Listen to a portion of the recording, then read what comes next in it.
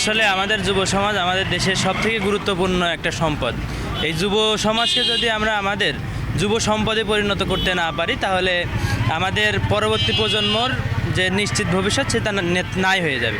তো আমি যদি এই এলাকায় এমপি নির্বাচিত হতে পারতাম, তাহলে আমি যুব সমাজ নিয়ে যুব সমাজকে নতুন করে গড়ে তোলার জন্য কার্যকরী ব্যবস্থা নিতাম। আমি এলাকার উন্নয়নের জন্য এবং শান্তি প্রতিষ্ঠার জন্য মানুষের কাছে যেতাম এবং তাদের বোঝায় যাতে আমরা একটু সবার বসবাসযোগ্য বাংলাদেশ গড়তে পারি।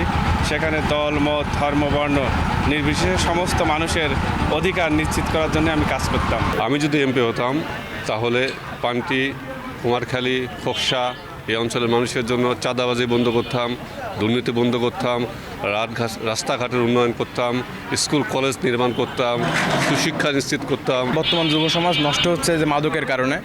তো আমার যে এলাকা, সে এলাকায় আমি মাদক মুক্ত করার সর্বপ্রথম চেষ্টা করতাম। আমি যদি এমপি হতাম, অত্র অঞ্চলে সবার আগে আমি মেয়েদের শিক্ষা ব্যবস্থাটাকে উন্নত করার চেষ্টা করতাম।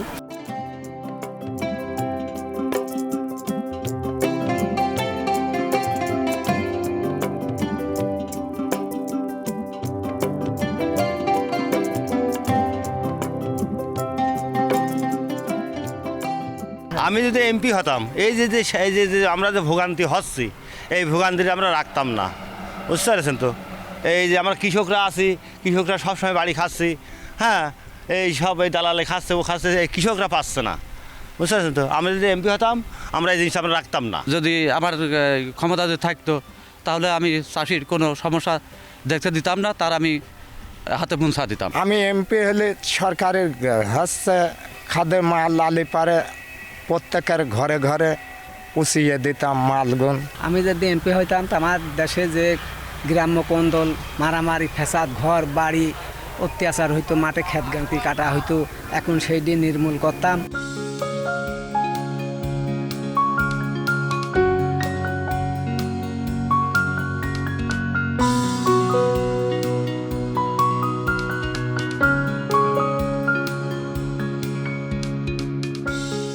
আমি যদি এমপি হতাম তাহলে সর্বপ্রথম যেই কাজটা করতাম যে এই এলাকার রাস্তাঘাট বা যোগাযোগ ব্যবস্থা যেটা আছে, সেই যোগাযোগ ব্যবস্থা সবচাইতে আগে উন্নত করতাম। প্রচুর পরিমাণে শিক্ষার্থীদের হাতে মাদক উঠে গেছে।